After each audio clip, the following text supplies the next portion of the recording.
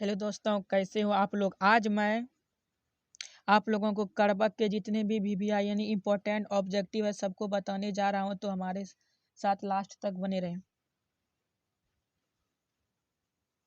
पहला ऑब्जेक्टिव, करबक कहां से लिया गया है।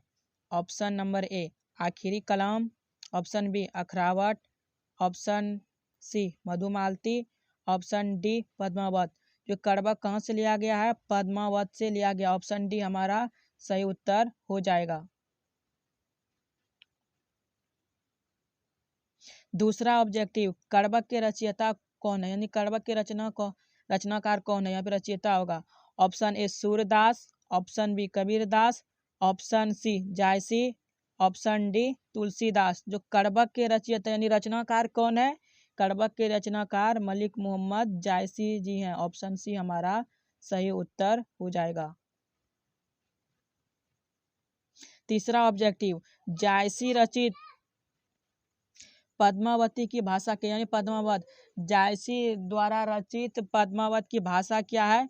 Option A Awadhi, option B Braj, option C Khari Boli, option D Maithili. तो जायसी द्वारा रचित पद्मावत की भाषा क्या है, अवधी। ऑप्शन ए हमारा सही उत्तर हो जाएगा। चौथा ऑब्जेक्टिव, मलिक मोहम्मद जायसी किस परंपरा के कवि हैं। जो जायसी जी हैं वो किस परंपरा के कवि हैं।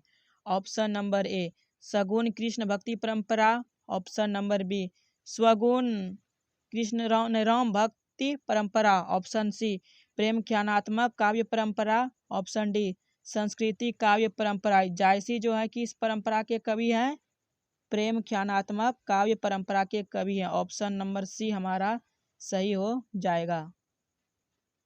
पांचवा ऑब्जेक्टिव, जायसी अपने आँख की उपमा किससे की है, यानी जायसी जो करबक चैप्टर में जायसी ने अपने एक आँख की तुलना किससे की। ऑप्शन ए कमल, ऑप्शन बी कुमुद, ऑप्शन सी सरोवर, ऑप्शन डी दर्पण। तो जायसी अपने एक आँख की तुलना किससे करते हैं, दर्पण से, यानी हमारा डी सही उत्तर। जायसी हिंदी साहित्य की किस काव्य धारा से जुड़े थे। जायसी हिंदी साहित्य की किस काव्य धारा से जुड़े थे। ऑप्शन ए ज्ञान मार्गी शाखा, ऑप्शन बी प्रेम मार्गी शाखा, ऑप्शन सी कृष्ण मार्गी शाखा, ऑप्शन डी सगुण भक्ति शाखा। तो जायसी हिंदी साहित्य के किस काव्य धारा से जुड़े थे, प्रेम मार्गी शाखा से जुड़े थे। सातवां ऑब्जेक्टिव, कौन सी कृति जायसी की नहीं है। ऑप्शन ए पद्मावत, ये तो जायसी की कृति है सही।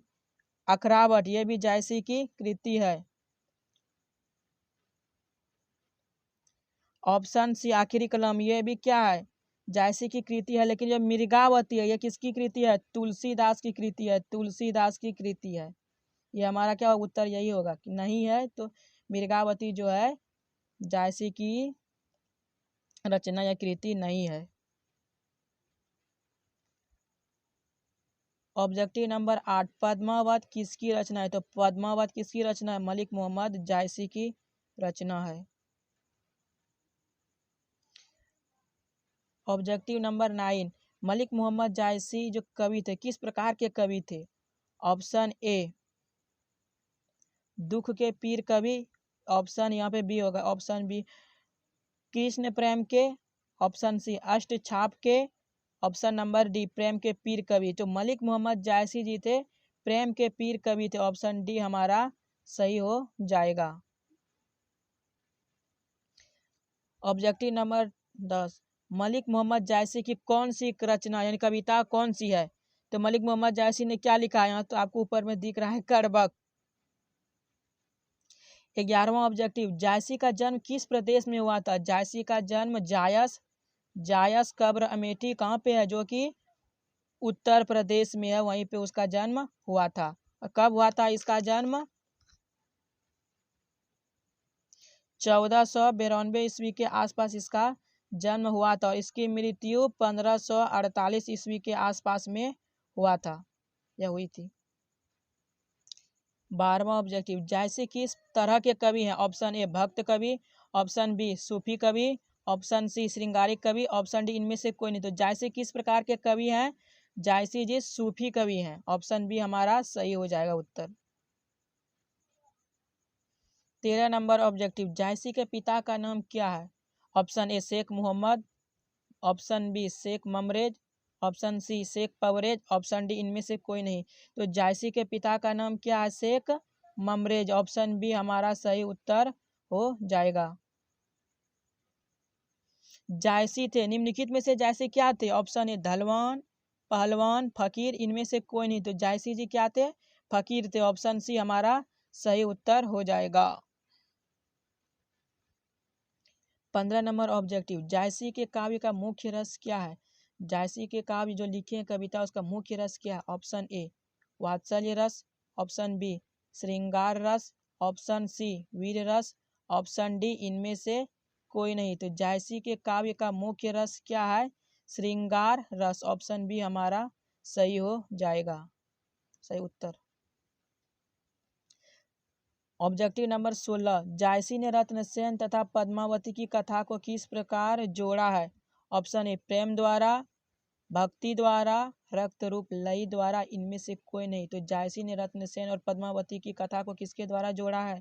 रक्त रूप लय द्वारा। ऑप्शन सी हमारा सही उत्तर हो जाएगा।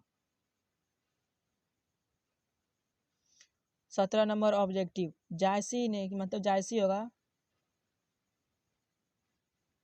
किस दोष से युक्त होते हुए गुणवान थे? जायसी किस दोष से युक्त होते हुए भी गुणवान थे? ऑप्शन नंबर ए जिह्वा दोष, ऑप्शन बी नेत्र दोष, ऑप्शन सी श्रवण दोष, ऑप्शन डी श्रव्य दोष। तो इस जायसी को कौन दोष था? नेत्र दोष। कौन सा आंख? बायां आंख उसको नहीं था। जायसी का काव्य किस प्रकार गंभीर एवं व्यापक है? जायसी जो काव्य यानी कविता लिखते हैं वह किस प्रकार गंभीर एवं व्यापक है? ऑप्शन ए सरोवर की भांति, ऑप्शन बी कुएं की भांति, ऑप्शन सी समुद्र की भांति, ऑप्शन डी नदी की भांति। तो जायसी का जो काव्य है वह समुद्र की भांति क्या है? गंभीर एवं व्यापक है। 18 का सी सही हो जाएगा। 19 नंबर ऑब्जेक्टिव, प्रेम के पीर कवि कौन है? प्रेम के पीर कवि किसको कहा जाता है? जायसी को। Jayas option question number 20, Jayasi के गुरु का क्या नाम था? Option A Sheikh Mehiddi, option B Syed Ashraf Jahangir, option C Sheikh Parvez या पवरेज होगा, ऑप्शन डी क ख दोनों। तो जायसी के गुरु का क्या नाम था? शेख मेहिद्दी और Sheikh Parvez. Option number D हमारा क्या हो जाएगा? सही उत्तर हो जाएगा, क और ख। निम्नलिखित में कौन सी जायसी की रचना है? चंपावत, होलीनामा, इतरावत, इनमें से सभी। तो जायसी का जितना भी रचना है क्या है? सब जायसी का रचना है। ऑप्शन नंबर डी हमारा सही उत्तर हो जाएगा।